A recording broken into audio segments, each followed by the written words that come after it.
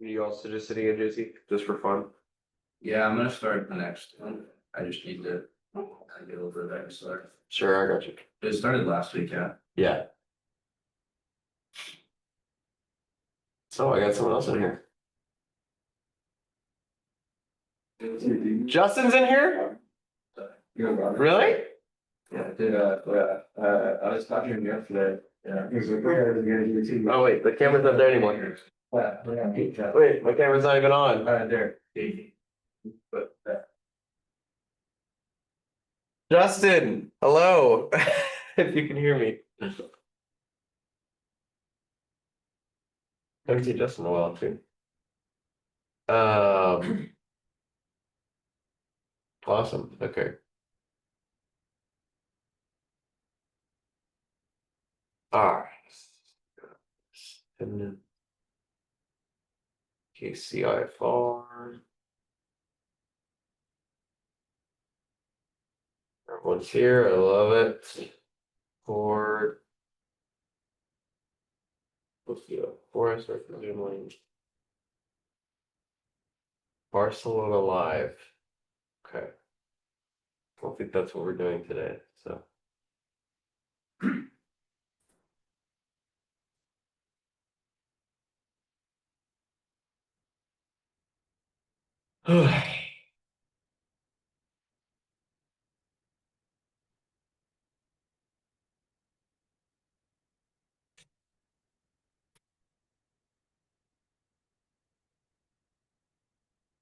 Why?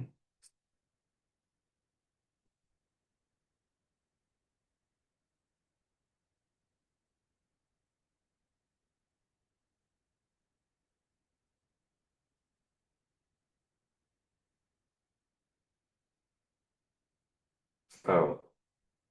Yeah, I pulled up that one.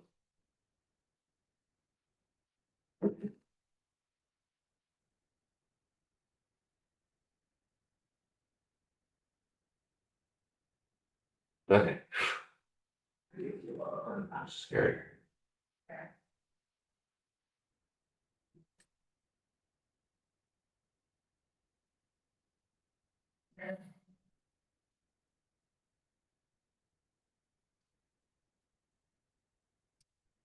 Okie dokie. Everyone ready? Andrew's back. Let's at the top of the third. Perfect. All right, we'll see then. IFR Ground School, week 2, day 1. Congratulations on making this far. All right, who can tell me what's Sling's fuel policy? What's the minimum amount of fuel that we have to land with? yeah. 5 gallons each side? Is it 5 or 1 hour. where could we find the answer to this? Let's all open up the SOP in ForeFlight and find the answer. And someone point to it. Hold up their iPad and point to it and say, IFR Mike, the answer to this is this. So remember, we go through documents and then Sling policies and procedures.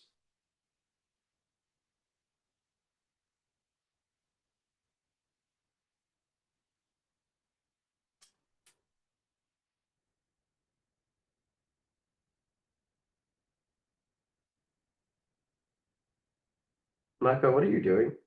I'm putting the street pic from the island when I fly into it. Okay. It's just like I keep hearing the tape noise. It's like, do you have like lint on your clothes that you're trying to get on?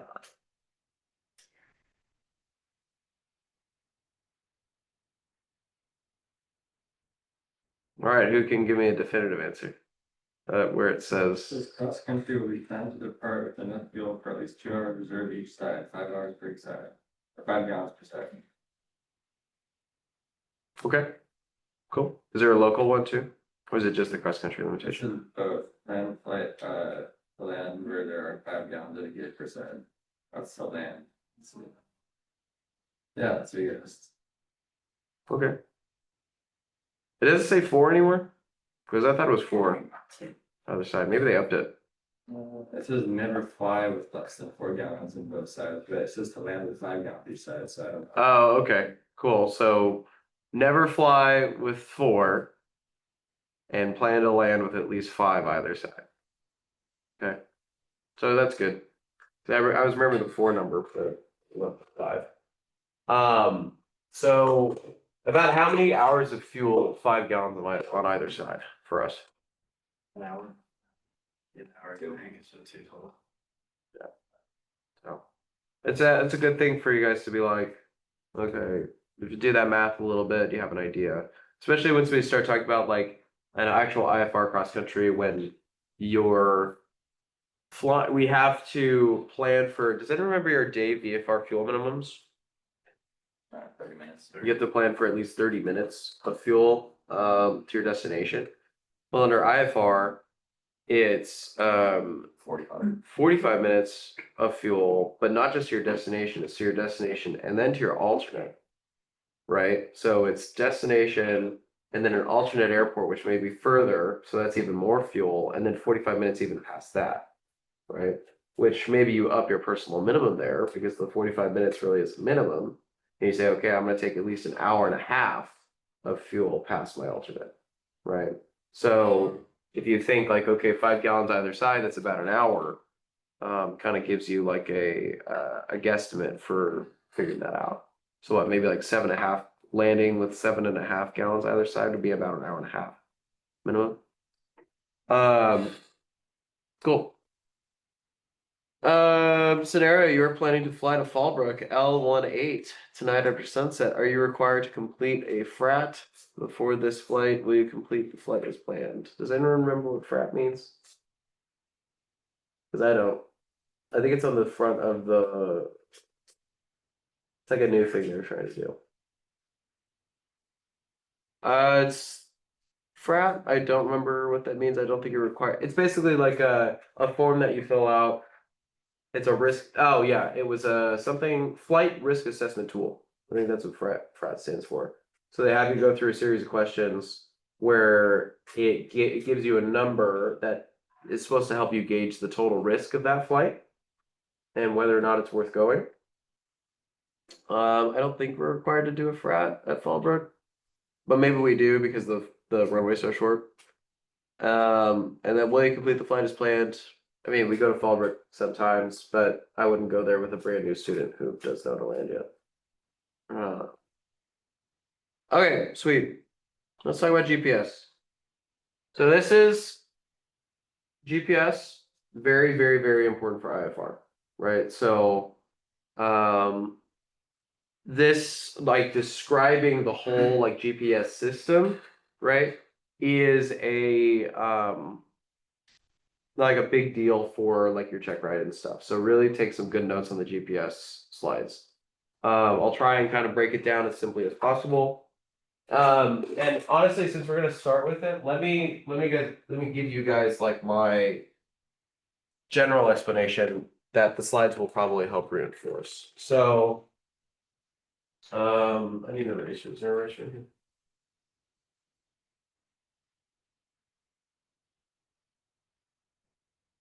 Oh, thank you.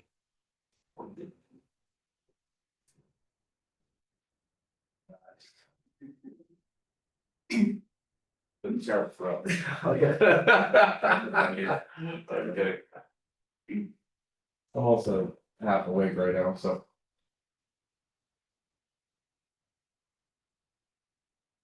Okay. So let me give you guys a very simple explanation of how GPS works. Okay. So what's in the sky that gives us GPS signals? Satellites, right? So GPS, what's GPS stand for? Global Positioning System, right? And do we just have one satellite up there? No, we got a lot of satellites, right? Probably upwards of at least, the book always quotes like 24-ish, I think it's around that. But in reality, now we probably have upwards of like 30 or 40, right? because we just keep launching them off. We can't help it. But every time we put a new satellite up there, it probably just makes the GPS system better. So very generally how this works is these satellites are working together. Okay, so let's say this is the Earth, right? It's a pretty good circle. Pretty good. Well, these are continents. Just to make it look more like the Earth. Okay. And that's the United States right there, I guess. So let's say we have some satellites up here.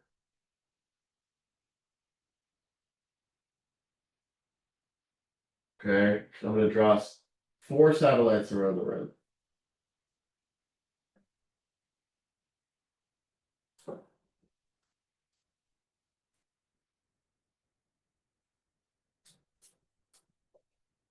Okay, so this is the Earth.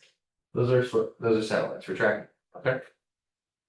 So, like I said, the GPS only works because we have these satellites working together. Right? We have a receiver in our airplane that can take the signal from the satellites and basically beam back information. So the satellite beams information to our plane beams it right back. The satellite, all it is really is a very fancy atomic clock, right? So it's an atomic clock because it's called an atomic clock because it measures time, but very, very, very, very precisely, right? So in what happens, right, is this GPS beams you a signal. Okay, so it goes down to you, and that signal comes back.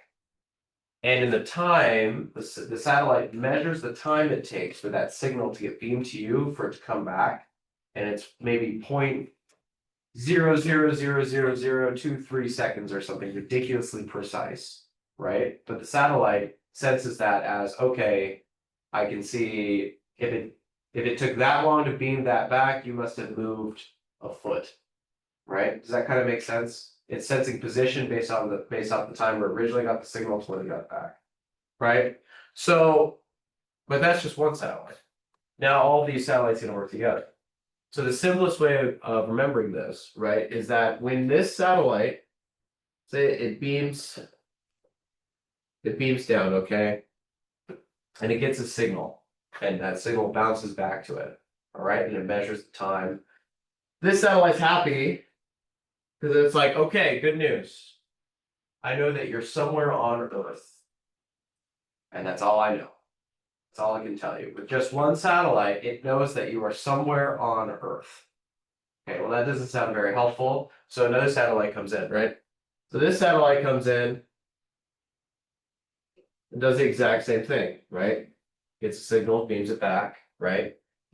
And this satellite says, hey, don't worry, man, we're good. I know for a fact that this plane, right, is on this line of latitude. Somewhere on that line of latitude is that plane. We don't know where on the whole Earth, but it's somewhere on this line of latitude. Right? So remember lines of latitude and lines of longitude on like our maps in geography class. Okay. Well, this other satellite steps in and says, guys, please stop fighting. Right? Let me help you out. So it's going to beam another signal. Okay. It's like now we know, right, that not only are they on that line of latitude, but they're on this line of longitude. And so now you have a position. They're right there. And you might think that's enough, right? But when we fly, do we just fly horizontally over the ground? No, we also go vertically, right? We climb and descend, right? So the GPS can tell us our height as well, which is why this guy comes in. It's the real goat and says, okay, not only are they at that position on the Earth, they are at 4,500 feet, right? So it's all 4 of these satellites are working together and they're all giving you a little bit of information. Another way of understanding this, right, is that to get a 2D position, so not our height, not counting for how high we are, right? We need a minimum of 3 satellites for 2D. 2D is 3 satellites. I don't think that's what satellites though. 3D, you need a minimum of 4, okay? So 3D position, so x-axis, y-axis, z-axis, right? Your longitude, your latitude, and your height is a minimum of 4 satellites, right? So how many of you guys have done a Raymond Wass check of the plane so far? Right, so you've been taught how to check Raymond Wass. Part of checking Raymond Wass is seeing how many satellites we have in view. Right, so there's that one screen. I'm trying to picture it, right, where it comes up, and you see all those green bars. Right? Is that what it looks like on the 650? Because I've only seen it before 3 recently. You see all the green bars, and it says all of those green bars individually are a satellite that's in view. Right, and then the strength of the signal, I believe, that's coming from that satellite, right? So if you have more than 4 of those bars, you're good. You'll have your 3D position.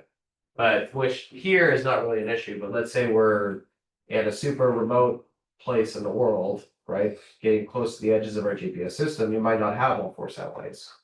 Does this make sense? This is just a general overview. This is just how GPS works. Okay? What's the question? Is 4 like the minimum? 4 is the minimum, yes. Yeah, so you need at least 4 to basically navigate the GPS. How many satellites do we need for a 3D position? It's 4, right? So that's, I asked that specifically because you'll probably get asked that question on like a check ride or a face check, right? And if I was going to simplify this whole thing, you say, okay, there's 4 satellites. 1 satellite tells you you're on Earth. 2 satellites gives you latitude. 3 satellites gives you longitude. 4 satellites tells you your height. Right? Very simple way of understanding and describing it. So let's go through these slides and see if they affirm everything I taught you guys. Hopefully they do.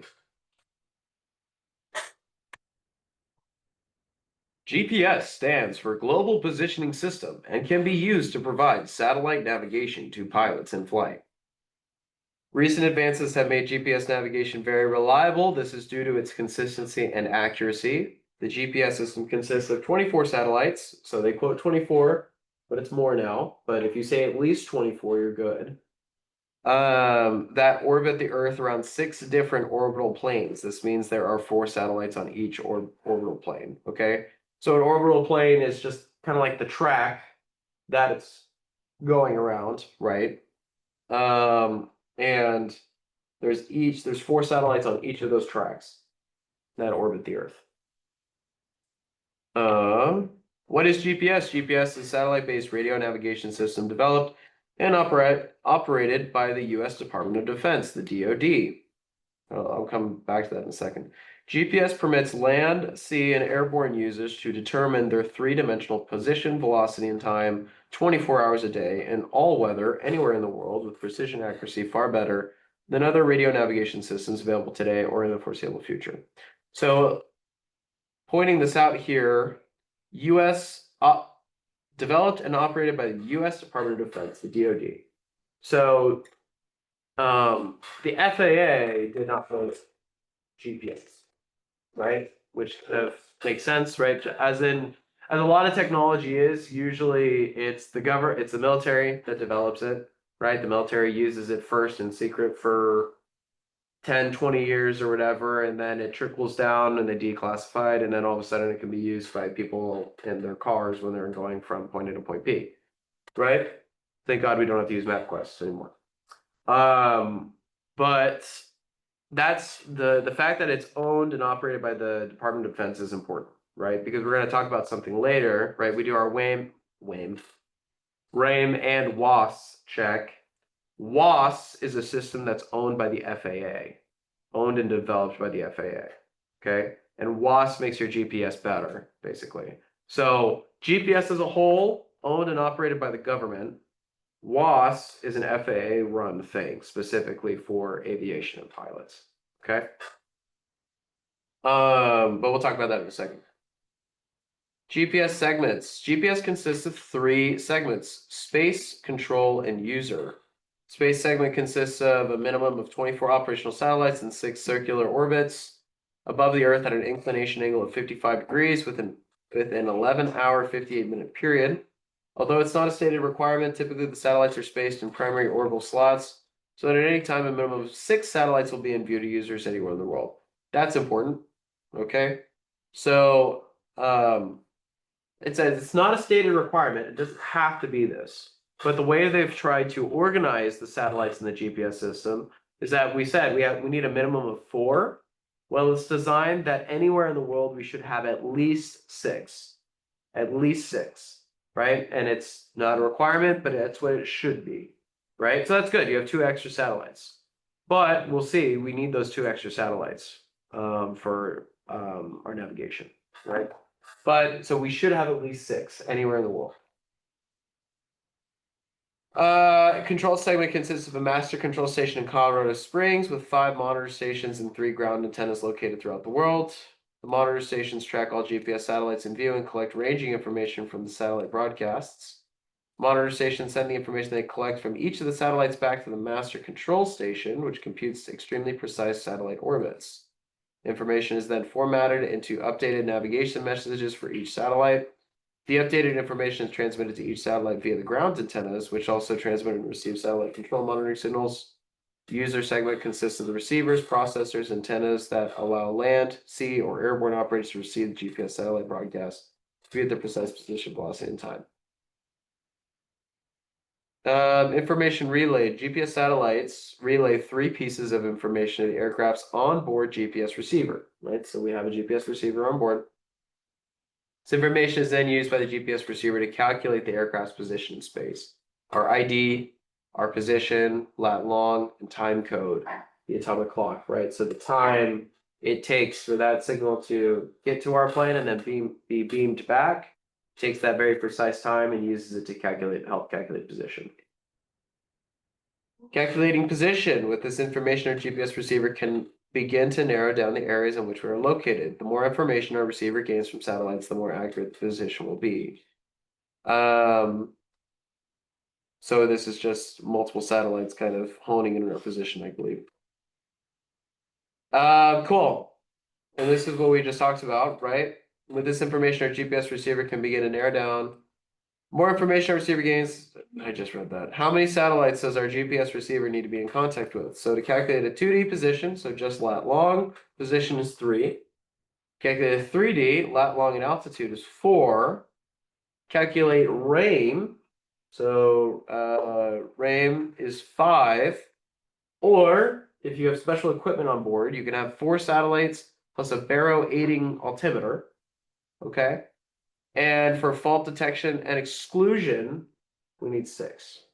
Okay, so right, it's designed, we should have 6, right? We have 24, and we should have more than 6 anyway, but we should have at least 6 so that we can get RAIM with fault detection and exclusion. So I'm wondering if we're going to talk about RAIM now. We're not talking about RAIM yet. But just keep that in mind. Okay, so RAIM you need at least 5, and for fault detection and exclusion you need 6. So GPS, aircraft antennas, receiver processor, for example, the GNS 530 that provide position, velocity, and timing information. Now, requirements for GPS equipment used under IFR. They must meet the standards in the Technical Standard Order, TSO C196, meet airworthiness installation standards, be approved for that type of IFR operation, be operated in accordance with the applicable POH, AFM, or supplement, updatable GPS database that supports the appropriate operations, right? So what do we have to check? Every time we turn the plane on, we get a message, right? And we have to check that what's current.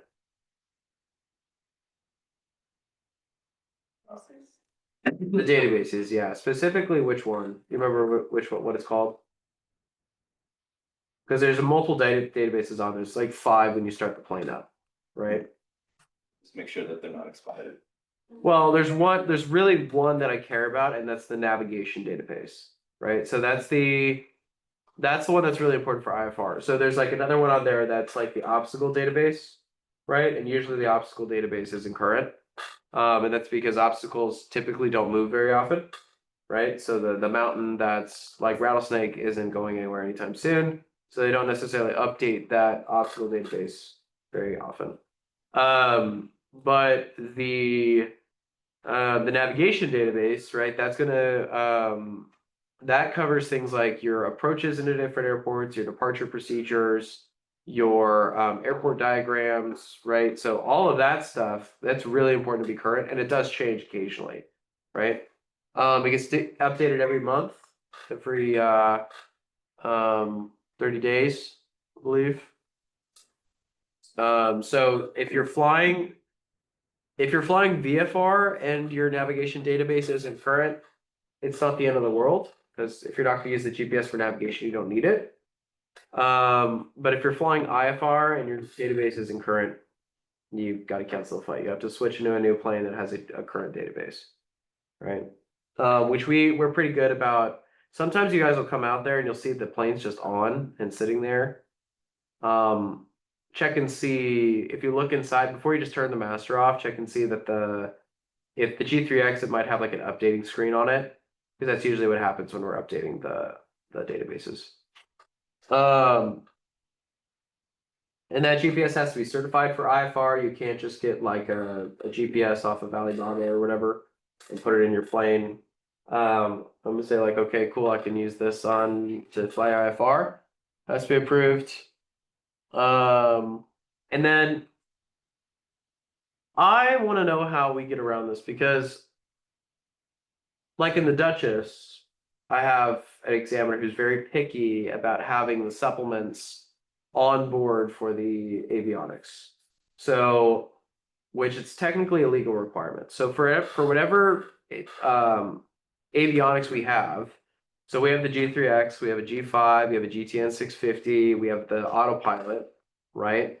All of those, when Garmin ships them off, have a supplement that goes with them, basically their own POH for operating that piece of avionics equipment. Now, it's technically a legal requirement that when we fly with those avionics, we have to have the supplements on board. That if something went wrong with one of those pieces of avionics, it's just like the POH for our plane, right? We can't fly with our POH without our POH for the plane.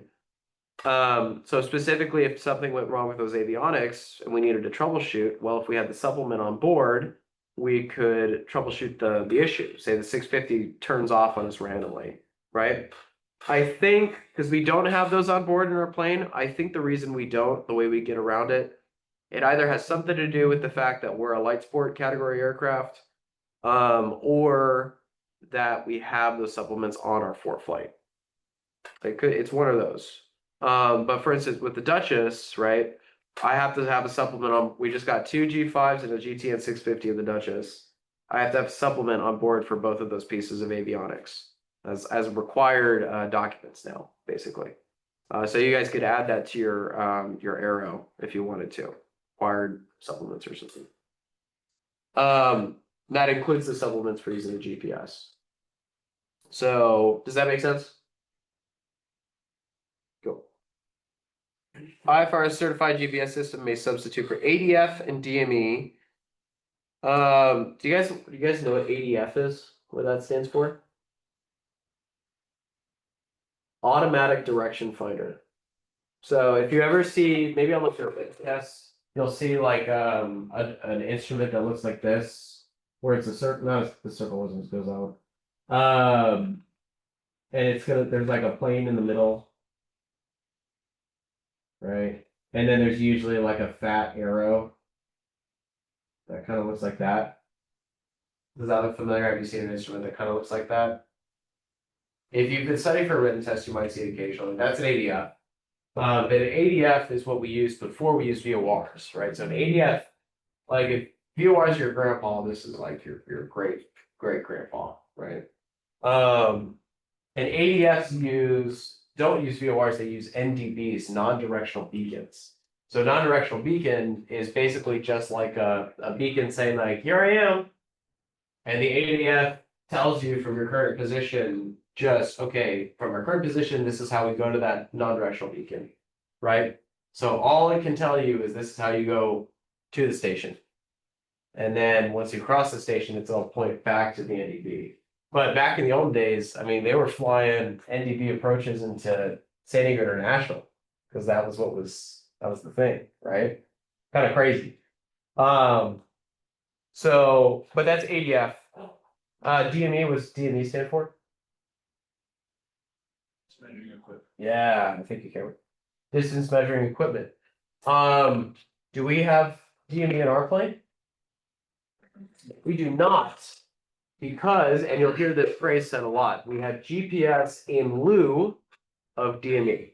Okay, so there's I believe it's in the AIM, where there's a section talking about GPS, which I recommend you guys read the AIM about GPS because there's a lot of good information in it.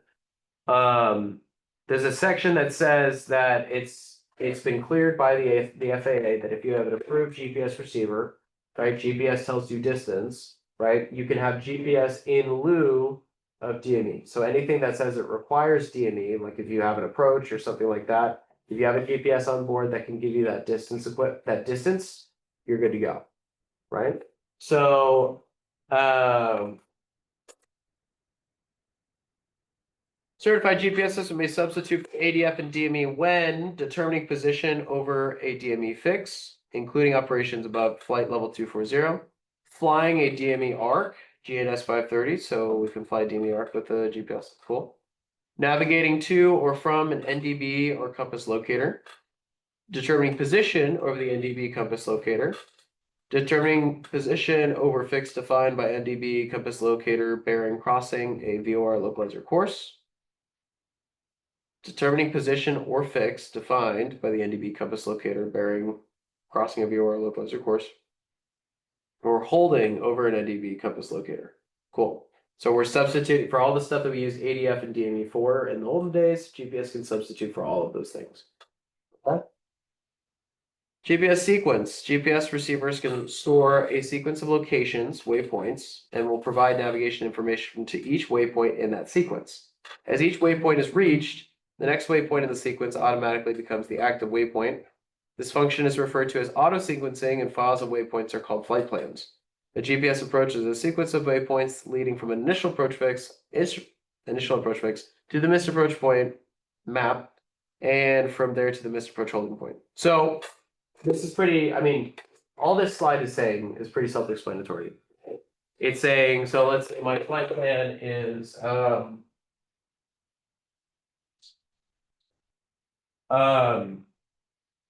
so this is my flight plan. So the benefit of GPS, right? So if we look at the IFR low chart, right? Remember that IFR was built in the 60s, right? And the only thing that we had in the 60s was VORs, okay? And then what do we have coming off of VORs that we can use for navigation? What are those called? Radials, right? We had radials coming off of VORs. And depending on how many VORs you had points where those radials would intersect, right? Those points where they intersected, right? That was okay. I know that if I'm on this point from this radial right here and this radial right here, and both of them are centered, I know I'm right here. This is my position. And so those were the original fixes that we used to navigate off of, right? So you come to this fix, to this fix, to this fix. And you basically hop on radials like they're freeways, right? Well, I'll take this radial to this way, then this guy, and this guy. The advantage of GPS is that you can put a waypoint down anywhere, right? The waypoint doesn't have to be attached to a radial, right? So you'll see in the IFR low charts, right? You'll have some routes that are black, and then you'll have some routes that are blue. Right, those are called tango routes. The blue routes are GPS routes, meaning that in order to fly on that route, you have to have a GPS to identify the waypoints on them, because those waypoints can't be identified by any VOR. Okay, so it's a tango route. Now, ones, right? Second, The blue ones are the tango ones? yes, Okay. blue or tango. When we file a flight plan, we say that we're a slant Golf. Right, you remember when we were getting VFR flight following, we say we're Sierra Lima Golf 2 slant Golf. That slant Golf is an equipment suffix saying that we have a GPS on board that can be used for navigation. Okay, so what did I stand up here for? Oh yeah. So all this slide is saying, right, is pretty self-explanatory. Let's say I have up here I have a point, I have cam run. And then I'm going to this point here, where I have Alexa, and I'm going to this point here, where I have Kai. I don't know if I can fit your name in there. And then I have here, I have Andrew. Yeah, Andrew, like that. Right? So if every time I pass over a fix, okay, so I go from Cameron to Alexa, right? As I'm passing over Alexa, automatically this leg will be the one that's activated, what, right, while I'm on it. As I'm crossing over Alexa, the GPS will auto sequence and activate this next leg for me to Kainalu. Okay? So that's auto sequencing, the fact that the GPS can do that by itself. Right? Kind of take it for granted, but I mean, it's nice because you always know, always have an idea where you're on, where you are, without having to physically activate stuff. Sometimes what's tricky about this though is sometimes the GPS will try and help you by activating a leg that you're not actually on yet. Because sometimes if you're like flying an approach and you're getting vectored around, and it thinks like, oh, you're right here, and then in reality you're actually flying past that leg. So you just want to make sure that wherever you're intercepting is actually the proper leg that's been activated. But once you've done that, the GPS should pretty much do all the rest of the work for you.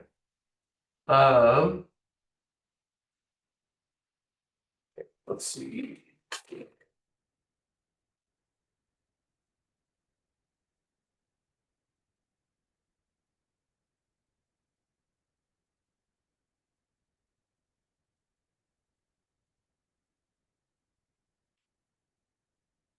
Sorry, all the way.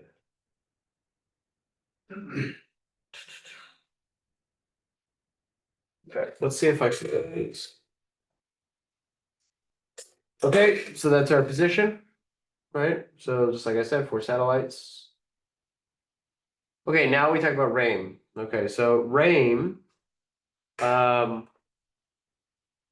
for Receiver Autonomous Integrity Monitoring. Receiver Autonomous Integrity Monitoring. Okay, so if someone asks you what does RAIM stand for, you better know it, right? It's a very common question. Receiver Autonomous Integrity Monitoring.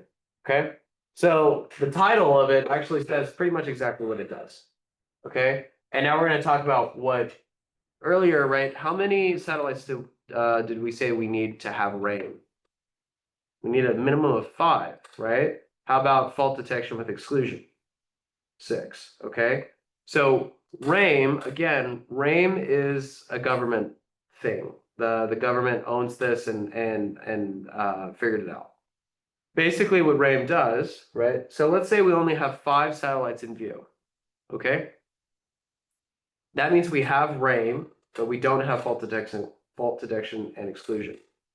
So basically without RAIM, if you only had 4 satellites, okay, so let's say we only have these 4 satellites, so we don't have RAIM, okay. Let's say one of those satellites, an asteroid comes and just knocks it out of the sky, right? Just absolutely walks it, okay. So we don't have this satellite anymore. Sad.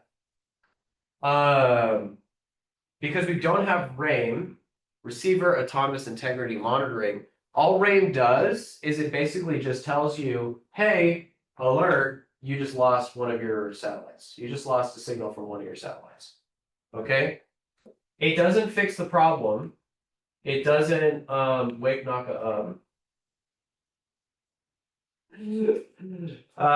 it doesn't fix the problem, right? It doesn't step in and do anything to make your life better, but it does give you an alert saying like, hey, that approach that you were just flying, or hey, your navigation data over the mountains right now, it might not be fully accurate because you just lost one of your satellites. Okay, so does that make sense? All RAIM does is alert you. Okay, so if you get a RAIM message in the plane, that's all it's telling you. If you only have 5 satellites, so you need that 5th satellite to do that. So I guess actually the asteroid knocking this out of the sky isn't a good example because let's say we still have this satellite, but it just had like an internal glitch or something. Some glitch stopped it from giving you reliable data. I have a fifth satellite right here, which means I have rain, and this guy says alert, alert, right? This satellite's giving us bug data. Just so you know, so you shouldn't navigate with it. Now, if we have 6 satellites, though, well, I guess I'll do it right here. This satellite, right? That means that we have rain with fault detection and exclusion. So this guy, if we have the 6th satellite, will say, hey, alert, alert, alert. That satellite's giving you bad data. We're going to exclude this satellite now because it's not giving us reliable data. And we're going to tell this satellite to come in and cover us, right? So it's gonna take the place of this satellite over here that was giving us bad information. This guy, rain, fault detection, exclusion, tells this guy to come in and pick up the slack. Right? Does that make sense? And that's why you need a minimum of 6 satellites for fault detection and exclusion. Okay. Any questions on that? No, I was just wondering earlier, because Ali kept telling me, you need 6, you need 6, you need 6 every time you hop in the plane. And I was like, no, I'm guessing that's why. This is what, yeah. So, okay. You need 6 foot fault protection and exclusion. You have 6 up on the board. If one goes out of commission, don't you technically have to have 5 and there is no exclusion? No, I mean, you So need. you actually need No. 6 working ones and 7, like the 7th would be having an error for it to tell you that 7th one is having an error. I don't believe so. I think that it's a minimum of 6. So if you have the 6th one, you're still good to go. I see what you're saying. Wait, so the sixth one is the one that like then picks up the slack? And, like, the Yes. next one failing? Okay. Yes. Yes.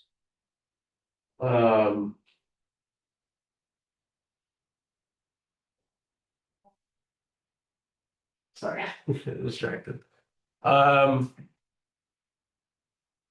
So if we look at this guy, RAM's capability of a GPS receiver to perform integrity monitoring on itself by ensuring available satellite signals meet the integrity requirements for a given phase of flight. Without RAM, a GPS receiver will display an integ message, meaning integrity. This means that the pilot has no assurance of GPS position integrity and must begin navigating through a different navigation source.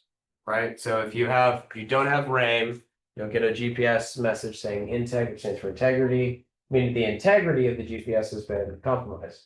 Right? So what is RAM? Maybe we'll watch. How long is this video?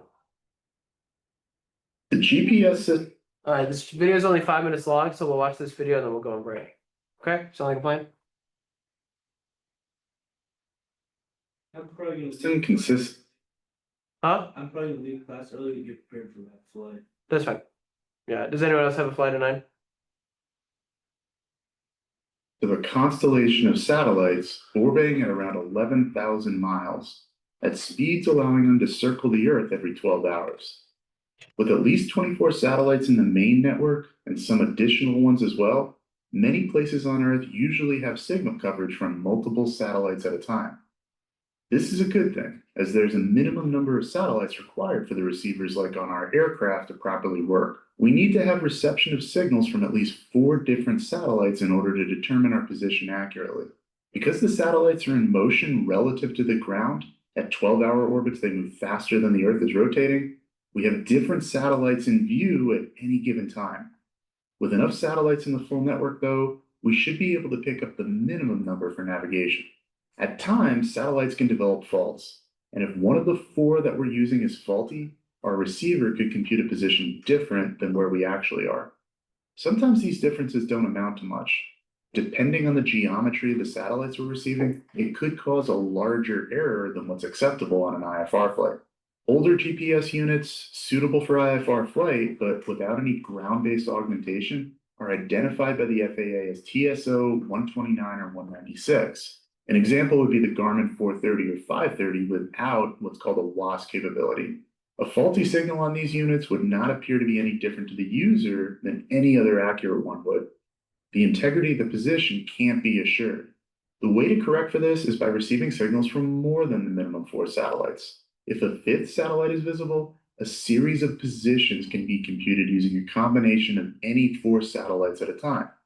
If one of the position computations is different from the others due to one of the satellite signals being faulty, that signal can be ignored, and the position will be computed using the 4 remaining birds. This is called Receiver Autonomous Integrity Monitoring, or RAIN. As we can see here, a minimum of not just 4, but 5 satellites is required for RAIN to be available. With one of the satellites excluded from the position computation, we're down to a minimum of 4 operative ones again. This doesn't necessarily mean that RAIN is unavailable now. The unit accepts only the position computed off the 4 satellites that are in agreement with each other. Some units are able to exclude the faulty satellite altogether using fault detection and exclusion. By ignoring the 5th satellite completely, full integrity monitoring can continue, but only if a new 6th satellite is in view, providing a check against the 4 satellites that are working and included by the receiver. RAIN availability is based off the position of the satellites, which can be predicted to a very fine accuracy due to their stable orbits. For a given flight route at a given time, we're able to compute how many satellites will be available on the network, and thus when RAIN will or won't be available. If at least the main network of 24 satellites is available, RAIN coverage is assured. The modern GPS system of 31 satellites guarantees an almost 100% RAIN coverage rate. However, there are still instances where RAIN will be unavailable. These can be checked using an FAA tool or prediction software. ForeFlight provides a method of inputting a flight route and time of departure and arrival and computing whether RAIN will be available or not.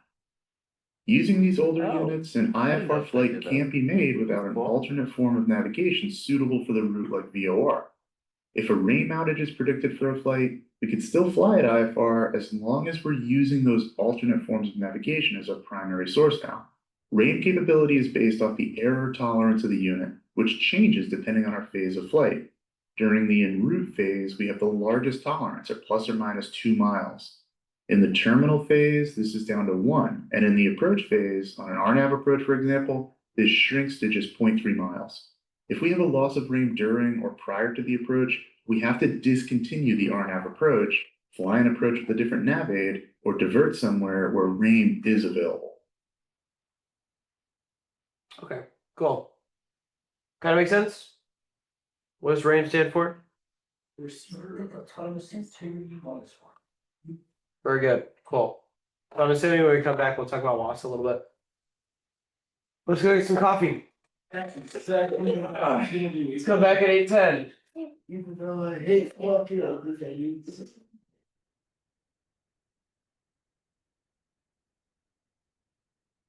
Oh. That's right. I'll have it, these 10 shot.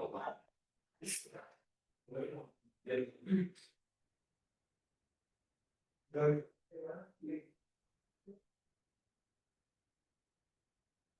That's fucking Doug.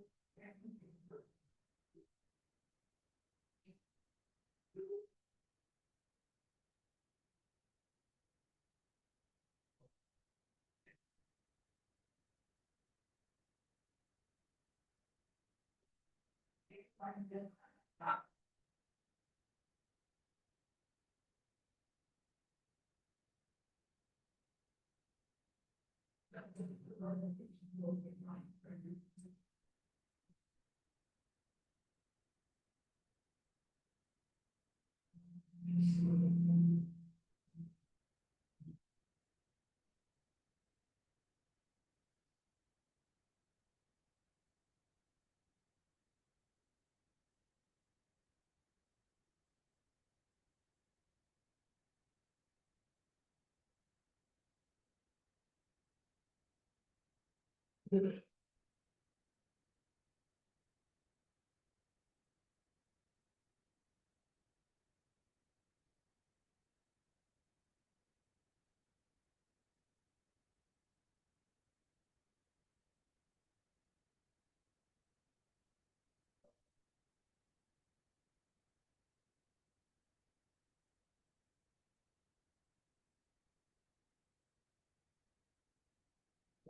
K5.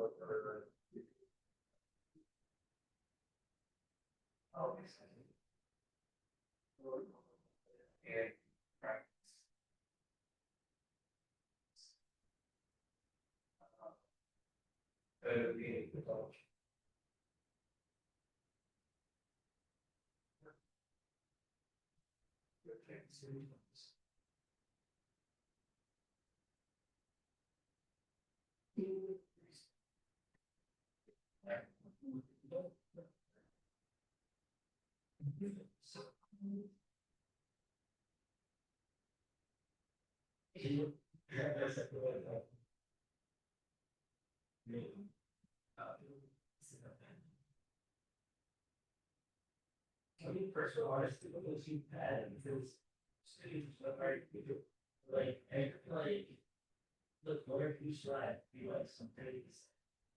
It wouldn't.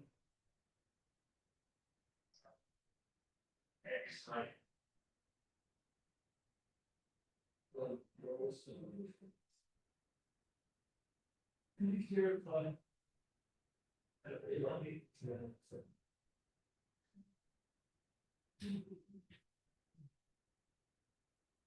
Okay, well, okay.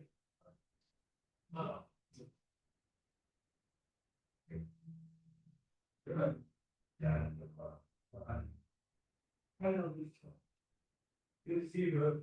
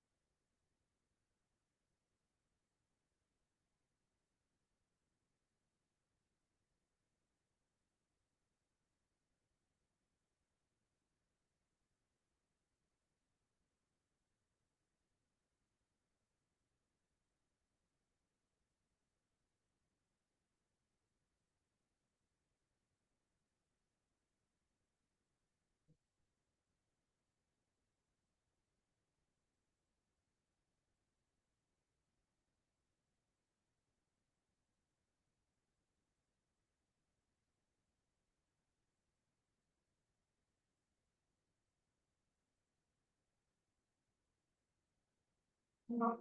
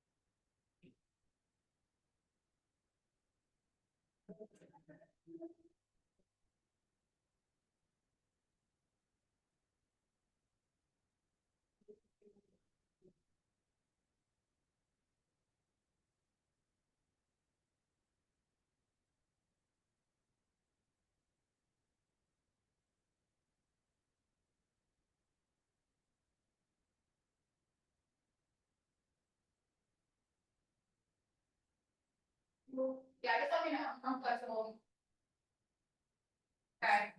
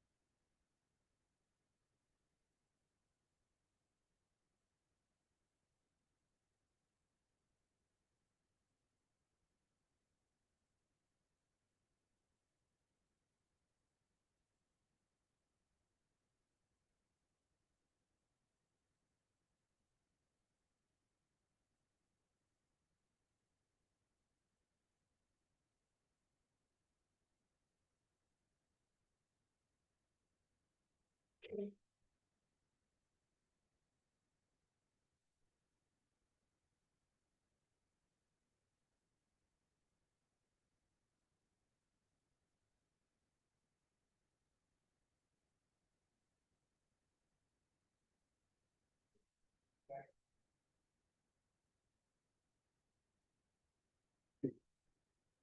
right, well, let's run to the classroom. No, it's not, all sucks. Guys, please. I'm back, calm down. Stop your shouting. Sorry, I was talking to Mary about some stuff. But now, on the upside, you guys are extra rested, right? Because you had a break that was twice as long as I said. Okay, cool. Now that I have some caffeine in me, Can you click that video again, scroll over to the end and kind of just take a picture of that last, like, 2 seconds of it? Sorry. all right, guys, well, GPS system we were gonna continue in class today, but is shrinks. we've got someone who needs to just stop everything just so he can get the photo on his phone. Alright, thank you. We're good. And you know, if anyone else here, you know, wants to keep pausing class and get a photo on the phone, please be my guest. Be my guest. Thank you. Yes, I see phones going up.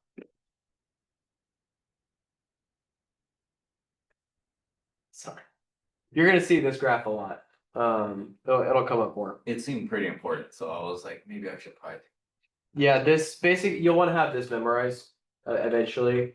En route terminal approach, the en route phase. So this is our GPS sensitivity, right? And you can see on the GPS where you are like in relation to each of these.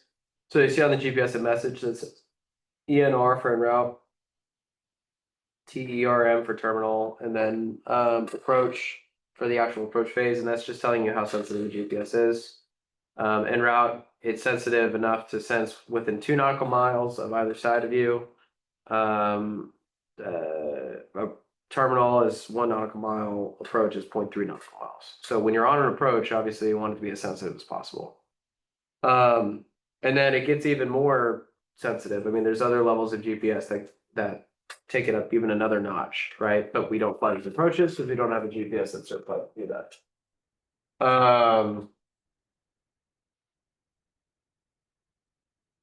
Fault detection exclusion. So kind of talked about this ability of GPS receiver to exclude faulty satellite information. GPS receiver is receiving signals from 10 GPS satellites.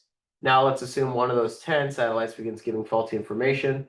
At this point, a GPS without fault detection exclusion would give the pilot an intake message, and the pilot would no longer be able to navigate via GPS. However, if the GPS is equipped with fault detection exclusion, it can exclude the information from the faulty satellite, and the pilot can continue navigating with FTS or GPS. So that's kind of interesting. I mean, this example says that even if we have 10 satellites in view, right? If you get an intake message because you don't have fault detection and exclusion, your GPS is no longer, even with 9 satellites, the GPS is not reliable because I guess you don't necessarily know if you have 9 because you're getting this intake message, right? But the fault detection and exclusion comes in and says, get that guy out of here. And it's like, cool, we still have the 9 satellites, we're all good to go, right? But I mean, all of our GPSs we have RAIN with fault detection and exclusion, right? So any GPS message we get would be pretty startling. We also in that video I wanted to touch on when he had that function of force flight saying calculating if RAIN would be available at a certain point, right? So that's our RAM check, right? So it's for flying IFR, you're required to check both your RAM and WAS. Okay. When we check RAIN, we're checking to see if RAIN will be available at the location we're flying into. Now, let's say if I'm planning on doing a ground-based approach, so that would be an ILS or a VOR approach into an airport, do I still need to check and see if RAIN is available at that airport that I'm flying into? So I'm not using the GPS for navigation to get there, or maybe I'm using it to get there, but I'm not using it to fly the approach into the airport. Should I still check if RAIN is available at that airport? If I'm not going to be using a GPS approach. I mean, you should probably still should to be safe. Let's say you get there and you're planning on doing an ILS, and the ILS you checked your notice before, but then by the time you got there, the ILS has gone out of service, right? So you were planning on doing an ILS, but they have an RNAV approach. An RNAV is a GPS approach, right? For the same runway, it's basically tracks the exact same ILS course, but it's an RNAV approach, right? And let's say you fly that one instead, right? So if you checked RAIM to verify that RAIM was available, you could do that RNAV approach to be fine, right? So as far as I know, there's no way of checking it in the air. But maybe there is. Maybe we just do it on the ground. I've actually never tried to do it in the air. But the reason we can detect and see if RAIM's going to be available, right, is because those satellites are all kind of whirling on that same track, right? It can kind of give a prediction of where the satellites will be at any given time. So when you do your RAIM check, you put in like the position you want to do the RAIM check, and you give the time you think you should be arriving there. I see students skip through this all the time. They just are like, cool, RAIM's available, but they don't change their time of arrival. So like if you're doing a 5-hour cross-country flight, right, where you think it's going to take 5 hours en route to get from here to wherever you're going to, right, and you check and see if RAIM is available and you don't change the time that you're estimating, right, maybe the RAIM goes out in the next 5 hours and you just didn't know that because you didn't change the time that you were checking the RAIM at, right? But students are usually trying to go quick and they just go through the buttons. And a lot of times instructors want them to go quick so they don't tell them to change the time, but you should change the time. Soapbox. So that's doing that RAIM check. That's why we do the RAIM check, right? Sensitivity modes, already kind of talked about this, right? Terminal, en route, and approach modes. En route more. So this is important, actually. When you're more than 30 nautical miles from both the departure and destination airports. Okay, so let's say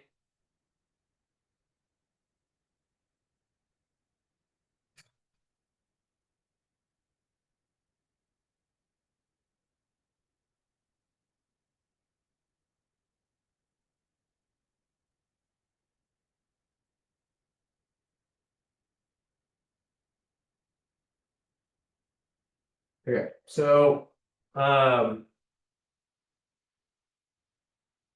text when I'm doing this. There's right in front of me again. So this is one airport right here, and this is another airport right here. Okay, and our route of flight is going to take us basically like that. Okay, so imagine the airplane's on this track. Okay, that's supposed to be airplane. Okay, that's our airplane. It's an experimental airplane. More like an X-wing. So this guy's saying, like, we have the en route, terminal, and the approach modes, right? So when I am within 0.3 nautical miles, I'm sorry, let me say that again. When I am within 2 nautical miles of the final approach fix at the destination airport, right? I'm in the approach mode. So let's say that this is the FAF final approach fix right here. And this is the final approach fix coming into this airport, right? So for whatever GPS approach that you're flying into that airport, right? And you're within that 2 nautical miles, okay? 2 nautical miles here. This means here, once we're past this point, if the airplane is past this point coming into land at this airport, we are now in the approach mode. Or we should be in the approach mode of our GPS, okay? Now, let's say we're now 10 miles out, right? 10 miles out. It's interval 1 to 3, so it's the terminal. Oh, sorry, within 30. Sorry. So we have a line right here, which is the 30 nautical mile point. Right here, 30 nautical mile point. Okay. So if we're on this side of the 30 nautical miles coming close to the airport, right? We are in the terminal phase. Yeah. So terminal. Okay. So our GPS, that sensitivity is now upgraded to the terminal. Okay. But if we're outside of that 30 nautical miles from either the initial airport or the destination airport, now we're en route. Here. Okay. So here, when we're right here, our sensitivity, what's my sensitivity in the approach mode? 0.3. Okay. When I'm right here, what's my sensitivity in the terminal mode? 1.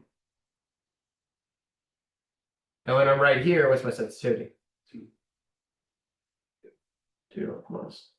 On either side, right? A corridor, right? So the GPS is giving you a corridor that we're flying down, and it can sense the sensitivity within 2 nautical miles or 1 nautical mile or 0.3 nautical miles on either side.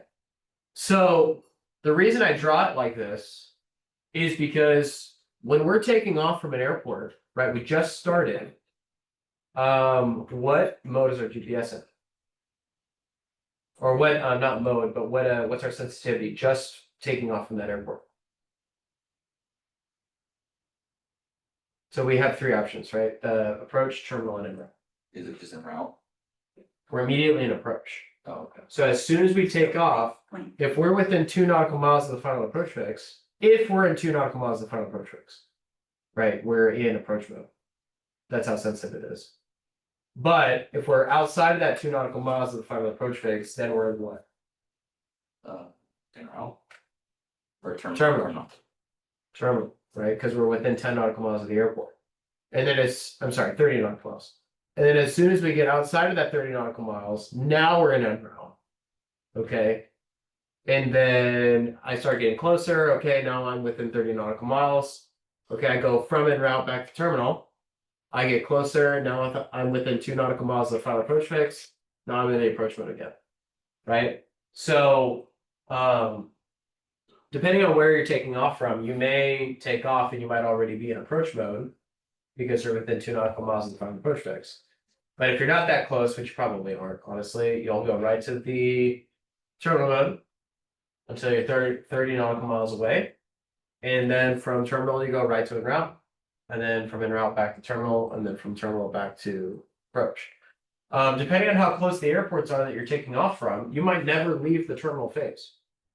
Right? Like if I'm coming from here and I'm just going to Palomar, right, and doing an instrument approach phase in Palomar, my GPS might not ever leave terminal because I'm not ever really going outside that 30 nautical mile ring from both Gillespie and Palomar, right? So sometimes we don't even go into the en route phase. But if I'm doing a really long cross country, then yes, I definitely will go into the en route phase of the GPS. Does that kind of make sense? I know there's an examiner who's asked that before, which is why I'm emphasizing it. They'll say like, okay, you just took off. What sensitivity is your GPS? It's like, okay, and you'd give the answer. You'd ask them maybe, am I within 2 nautical miles of the final approach fix? And they say, yes, you are. Oh, okay, I'm within the approach phase. I'm in the approach phase. Does that make sense? And if you're not within 2 nautical miles of the final approach fix, you're in terminal, right?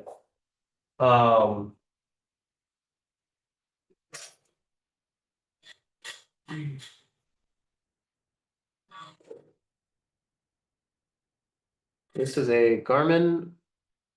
Oh, okay. I was like, why are they showing me this? It's because it's bottom left-hand corner, right? APR, that means we're in, the GPS is in approach mode, right? So that message, it's in a different spot on our 650, but it's the same idea. The 650 will tell you what mode the GPS is in. I should stop saying mode because that's confusing. What sensitivity the GPS has currently. Because mode could be GPS or lock mode. GPS errors. As reliable as GPS navigation has become in recent years, it can still experience errors. Atomic clock. An atomic clock is a clock that is accurate to the 1/1000th of a second. Therefore, if the time code set by a GPS satellite is 5/1000th of a second inaccurate, then our GPS position can be off by up to 5 feet. Insane, guys. 5/1000th of a second is the difference in 5 feet. Insane. Satellite position. There's a lot of space junk also orbiting the Earth. If a piece of this space junk knocks the satellite off its normal orbiting position, then our GPS receiver may receive faulty information from that satellite. The atmosphere, the ionosphere, and the troposphere can bend and delay GPS radio signals from reaching our onboard GPS receivers. This can result in both time code and position errors. Right, so different reasons why we may be having some kind of error from the satellite. WASP. So now we're getting into WASP. So Raymond WASP pretty much always talk about them together. To combat these GPS errors and provide more reliable GPS information to pilots, the FAA has come up with WASP. WASP stands for Wide Area Augmentation System. Okay? And it monitors the GPS satellites for errors, corrects those errors, and re-uploads them to a geostationary satellites to be relayed to aircraft in flight. So we'll talk about this a little bit more. We'll talk about it after a word from our sponsor.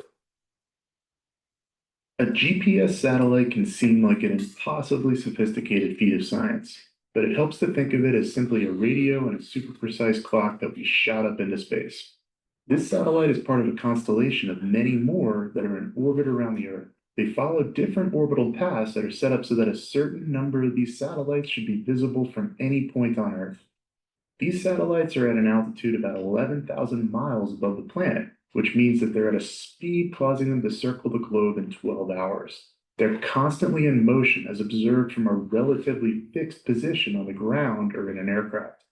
With a proper receiver on board, signals from these satellites give us a very accurate fix of our position. More than 3 times higher than these satellites in an orbit around the equator sits some other hardware.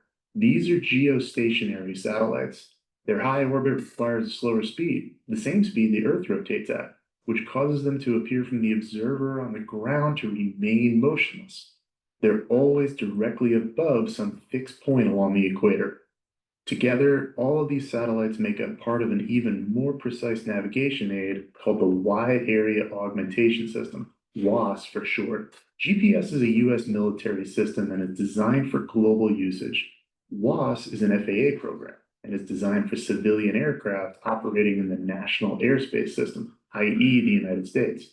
Again, the GPS satellites are constantly in motion relative to the ground, while the geostationary satellites hang over a fixed point on the equator, the southern sky as viewed from the northern hemisphere in the US. The GPS satellites, being again very fancy clocks with radios, transmit a signal down towards the ground in all directions. An aircraft equipped with the GPS receiver picks up these signals. As long as a minimum number of satellites, for most purposes this is 4, are being received, the onboard unit can compute a position for the aircraft.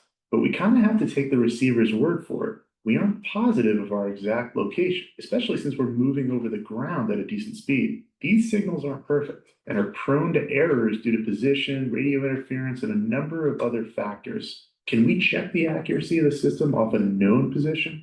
We could do so using a series of 38 ground stations spread out over North America. These are the Wide Area Reference Stations, wide area being the WA in the WASP acronym. These stations are surveyed to an exact latitude and longitude position and elevation above sea level. The stations receive GPS signals and compute a position the same way we do, though unlike us in our aircraft, they know their exact position and can compare it to the GPS computed position to determine errors. If the error is due to one satellite not functioning properly, the station will know to ignore it and use a position computed with another series of satellites. By the way, this error correction principle is similar to what's done with RAIN, a term you may have heard, but it's done continuously and much more accurately. And there are almost never planned outages, so it's a wholly different concept we'll leave for another lesson.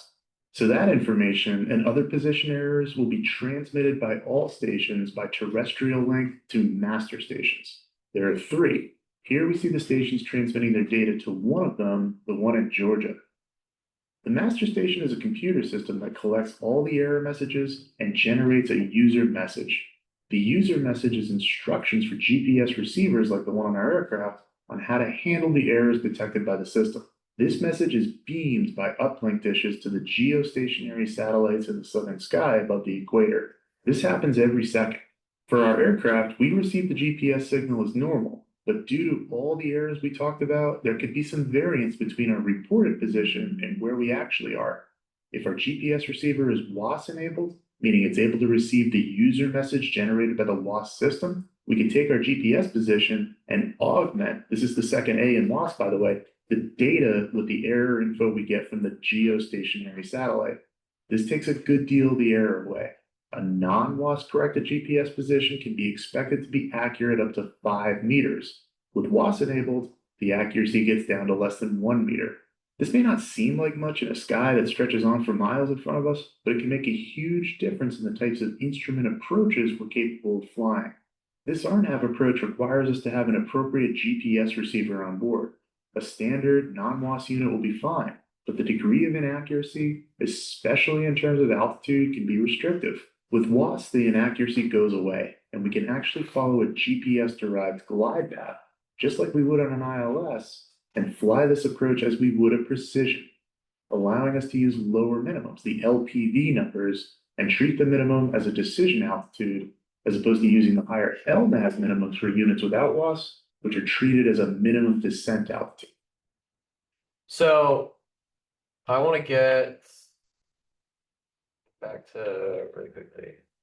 So kind of use this picture here. So I think the important thing when talking about WAS, because again, when we talk about, you're going to be asked questions about GPS on your check ride or on one of your face checks or whatever, right? They're going to ask you, okay, how many satellites do you need for a normal 3D position? Okay, 4. How many satellites do you need for rain? Oh, I need 5. How many do I need for fault detection exclusion? I need 6. Okay. What about WAS? How does WAS work? Give me a general overview of how WAS works. Okay. And I think the easiest way to remember how WAS works, right, is kind of basically the order that these things happen. Okay. Now, so we have our satellites here. Okay. Satellites. I don't want to draw 6 of these. 1, 2, 3, 4, 5, 6. Okay, so we have our satellites. Okay. We have our position right here. Okay. So we're getting all of this information with these satellites, right? So our normal GPS. Okay. Now, since we have WAS, remember that WAS, like it said in the video, WAS is an FAA thing. That's why I brought that up before. Because GPS, Global Positioning System, is a government thing that can tell you your position anywhere in the world. But if you leave the United States, you're not going to be using WAS anymore. You'll be using some different stuff, right? FAA is WAS is an FAA sponsored and run program, right? To make general aviation and other flights safer. So we have our normal GPS thing happening, right? But even because of the nature of the fact that we're flying through the air, we're flying through at high speeds, even if we have the amount of satellites we need for normal fault detection and exclusion with rain, there could still be some errors, okay? So our WAS receiver, right, is going to take that signal, and it's going to go to these ground stations that are on the ground, okay? So these are the ground stations. Those ground stations, right, I mean, they have the benefit, so the airplanes fly through the air, right? It's not stationary. But the ground stations are, and like you said in the video, the ground stations are fixed latitude and longitude points, right? They know exactly where those points are. So it can compare the position the satellites are telling us they're at to the position of the ground stations on the ground with a fixed point. And then from those ground stations, it's going to go to one of the 3 master stations that are in the United States. Okay. So that goes to the master station. It's a master station right there that's collecting, okay, the data from the ground stations and then Europe station, whatever. And then from the ground station, it's gonna get beamed back up to the big satellite, the big boy. Right, this is our geostationary satellite, okay? Now, the satellites, the normal satellites roaming around, right, they could be in view or out of view at any given time. But the geostationary satellites, they're stationary because they rotate with the Earth basically at the same rates. So they're all basic, from our perspective, they're always in the same spot. That geostationary satellite takes that information, that collected information from the ground stations and then from the master station up to the geostationary satellite and goes back to our plane with an augmented signal, a wide area augmentation signal. So it's wide area augmentation. Giving us a corrected and more accurate GPS position. Okay, so the easiest way to remember it, right? GPS signals goes to the ground stations goes to the master station goes up to the geostationary satellite, and geostationary satellite beams that corrected augmented signal to our plane, giving us our better position. Okay, so I would say when you're studying this and you have to describe it, this is the simplest way to describe it. Say just kind of the order of how things happen. Okay, and do a little bit more reading to kind of get the verbiage down. Kind of talking about it, right? This is a very, very simplified. But the important thing, if you want to use the analogy, like normal satellites with RAIN, if they can that sensitivity can tell where I'm standing in this room, right? Or it could tell me that, hey, Michael's somewhere in this room. But what if you have WASP enabled? WASP can tell me what chair I'm sitting in, right? So it's gonna be even that much more sensitive, right? And we want a sensitive GPS, especially when we're flying approaches down to minimums in the soup with a crane at 500 feet on the approach of the runway, right? Because we don't want to fly in that crane. Any questions on that? And these videos too, this is if you haven't watched these guys' videos already, it's Flight Insight on YouTube. He has a whole series on IFR stuff. So if you ever get introduced to a concept and you don't maybe necessarily understand it, check and see if he has a video on it, because most of his videos are like 10 minutes long, and it's a great just overview introduction to many different topics. It's definitely not the end all be all for those topics, but it's a good just get your feet in the water kind of thing. So that's WASP. Let's talk word production.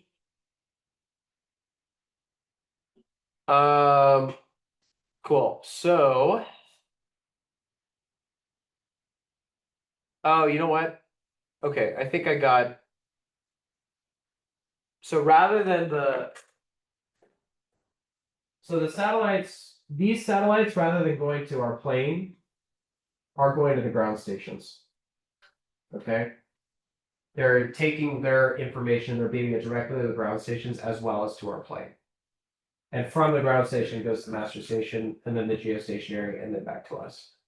Because the satellites are comparing their position info to the fixed info that's coming from the ground stations. So that's the only thing I changed for that explanation. So we have here, right, here's the satellite beaming information to the ground station. From the ground station, it's coming to the master station up to the geostationary satellite, and then eventually from the geostationary satellite to our planet. Right. In recent years, the FAA and ICAO has taken WASP one step further. Ground stations, essentially ground-based satellites, have been placed at certain airports that are able to accurately measure an aircraft's altitude above the surface. This makes the vertical guidance of GPS extremely accurate. We call this ground-based augmentation system, GBAS. They are currently used in GLS approaches, WASP approaches with ground-based augmentation system. GLS stands for ground-based augmentation land system. GLS stands for ground-based augmentation system landing system.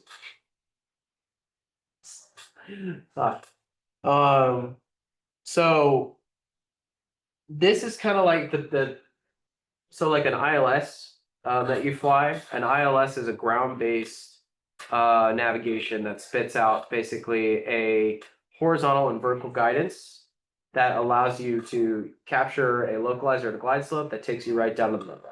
Right, you know you're on glide path and you know that your horizontal position is correct. It'll take you right to the runway. This is kind of like a hybrid of GPS and an ILS, where you have a ground-based station that's using GPS information, right? But it's kind of acting in the same way and it's more sensitive and more reliable. So that's a GBAS or GLS. And then I think they're becoming more common. I don't know if we could. I think we could fly one of these approaches. Because we have WAS. But there aren't any around here, so I don't know. VOR. Oh boy. Let's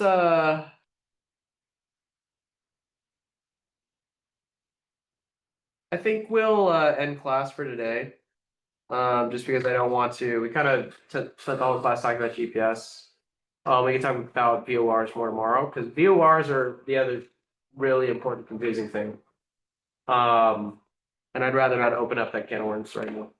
So, end class for today. Any questions on anything right now? Cool.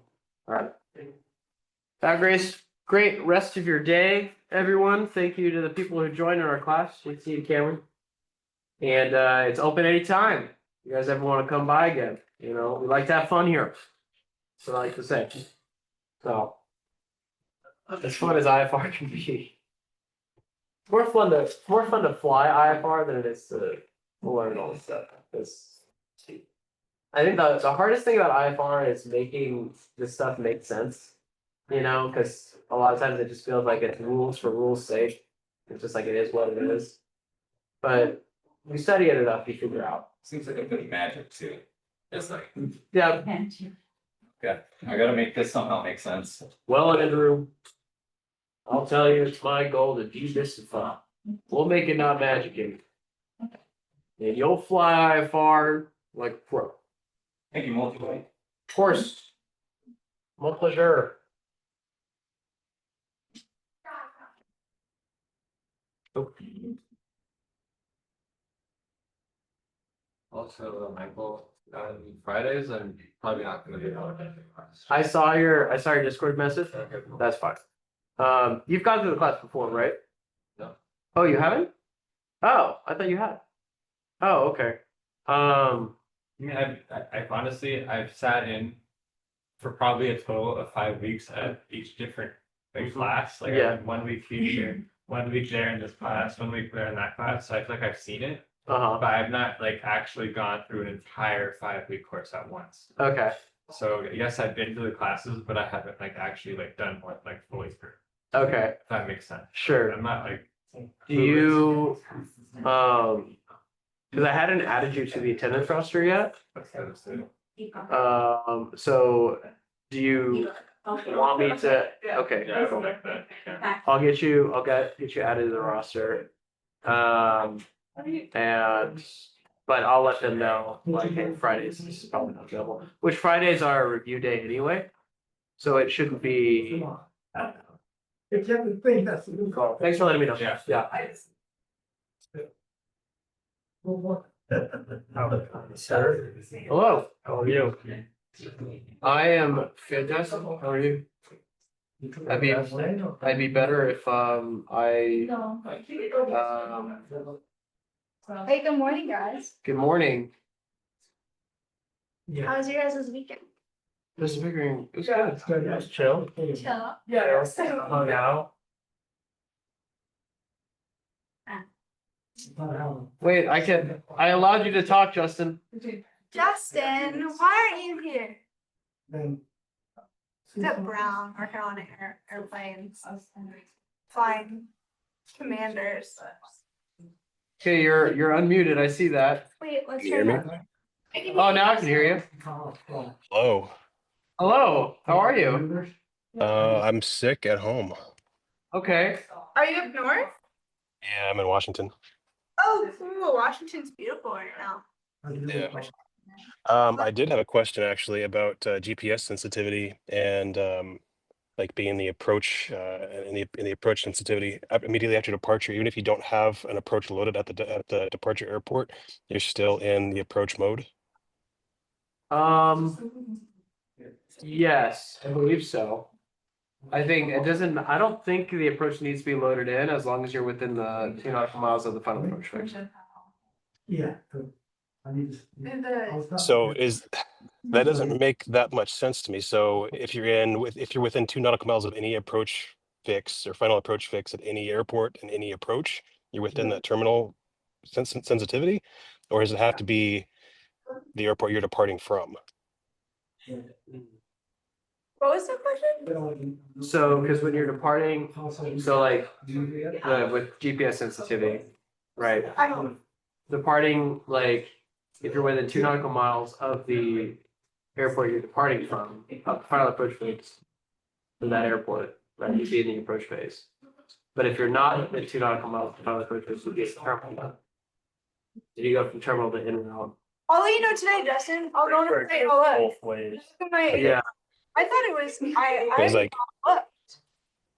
But I see what you're saying, Justin, because You're right. Hi.